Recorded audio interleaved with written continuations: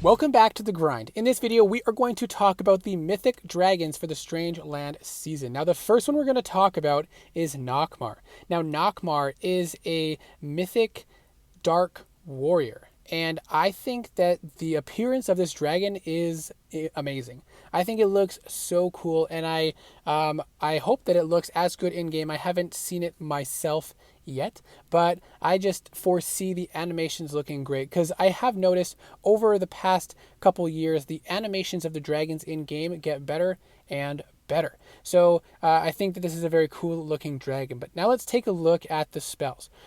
The first spell we're going to take a look at is Endless Nightmare, which is a white active 1 rage spell that damages towers in a small target area for 100 times the dragon's attack power and heals for 5% of the dragon's health. And the cooldown is only 3 seconds. So it's a cheap spell. It is white. It deals a lot of damage. It heals and has a short cooldown. So this is good. Most warriors don't have the potential to take out a tower instantly, and this spell should do that. And depending on the target area size, you might be able to hit 2 towers at a time, which would make this warrior much more effective in its potential.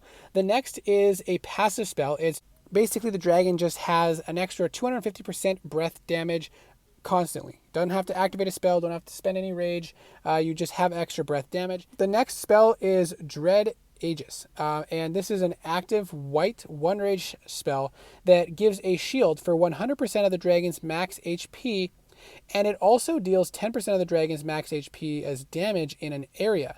It has a 4-second duration and a 2-second cooldown, so that's a pretty good size duration with a pretty short cooldown as well, and 100% health as a shield is huge.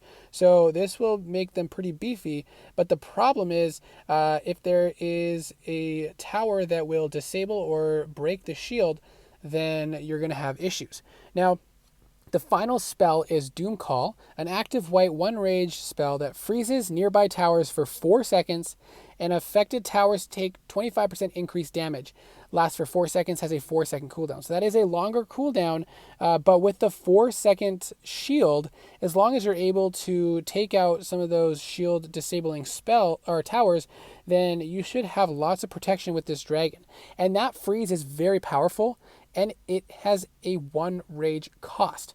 So how I imagine flying this dragon is you come around the corner and you're gonna, if you're able to, while you're on the corner, before the towers are able to fire, you're going to use your Endless Nightmare, and you're going to take out 1 to 2 towers before they even have a chance to activate. Whether that is a mage tower and a shield tower, or a damaging tower, or an ice flak that would disable your shield, whatever it is, you're going to take that 1 or 2 towers out immediately, and then that cooldown is going to start even before you're fully facing the island. Once you're fully facing the island, as soon as possible, you want to activate your freeze spell. And that's for a couple reasons. One, if you can activate it early enough, the shields and mages will not activate their super shots, or you'll freeze them as they activate, so you don't have to deal with the shield at all.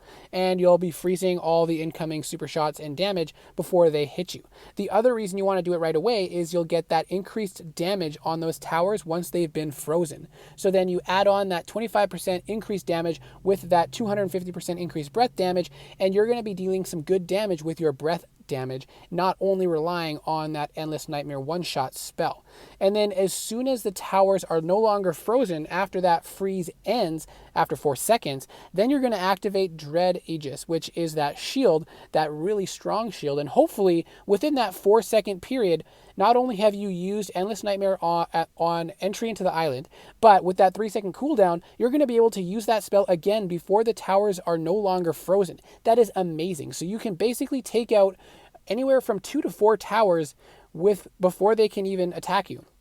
That allows you also time to use your breath attack to take out 1 to 2 towers as well. And hopefully by then you're able to pick out the towers that would disable the shield before you activate the shield. That gives you another 4 seconds of protection with that massive shield.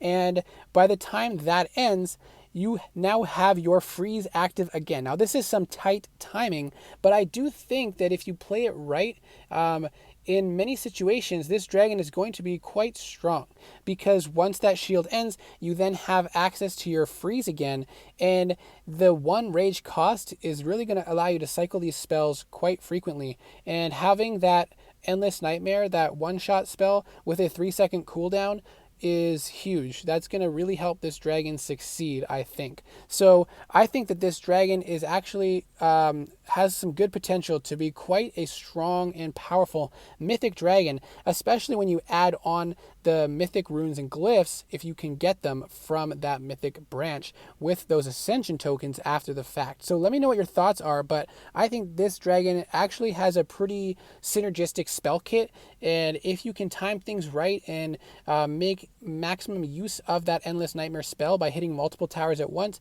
this is a force to be reckoned with. So next we're going to go on and we're going to look at the other mythic, Steelwing. Now I think this dragon looks really cool also, and I also hope that it looks as cool or cooler in game. So let's take a look at Steelwing's spells. So the Invoke shot is going to be an empowered breath attack dealing extra damage. So hopefully that is a one-shot spell, so that you'll have the Invoke shot to take out a spell immediately.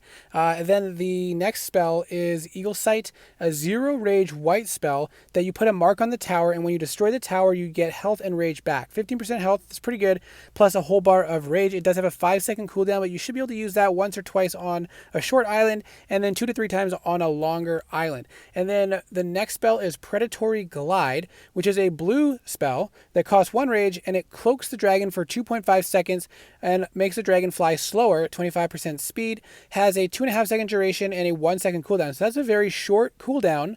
And I believe on stream they said you can still cast spells and fire ammo during the cloak. So that is a very nice addition to be able to use spells during the cloak. And the fact that it has a 1-second cooldown is quite nice, but there are no other defensive spells. However, this dragon does have other means to heal with the mark on the towers, as well as the next spell, Radiant Strike, which is a 1 rage white spell that damages towers in a small target area. So 1 tower, maybe 2, depending on the size, for 100 times dragon's attack power. It also heals the dragon for 5% health, and it has a 4-second cooldown. So basically, this Invoker has 2 one-shot spells, one being the Invoke shot, which refreshes ammo every, I believe it's 4 seconds, and then or it might be 3 seconds. And then Radiant Strike is the other one-shot spell, which has a 4-second cooldown.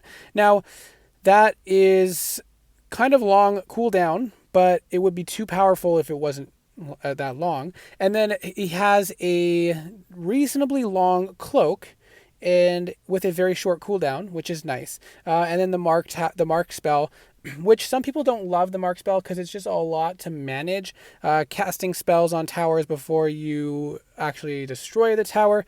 But with the cloak, having a 2.5-second pause every 1 second, basically, this allows you time to place your marks and to use your damaging spells.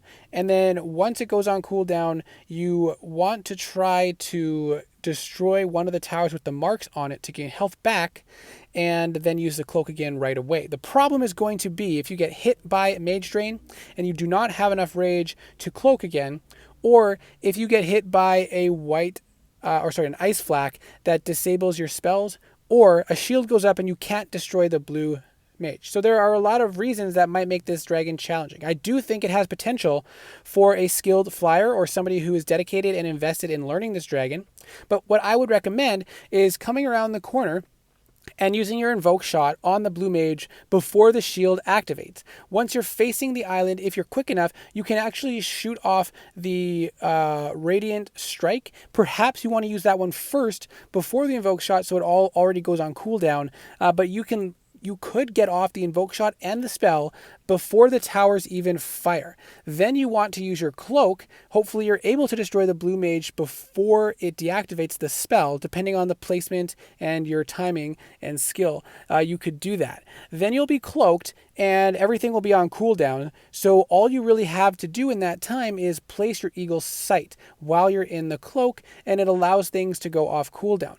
Once the spell comes active again, you might have your Radiant Strike active if you fired it early enough on the corner, but most likely you will not have that, or your well, actually, you might have your Invoke active. If it's a 3-second refresh, you want to fire your Invoke first, delay your Cloak for a second. That way you can use your Invoke shot again between the Cloak, and that'll allow you to destroy the tower with the mark on it, and then you can Cloak again really quickly after that 1 second has elapsed.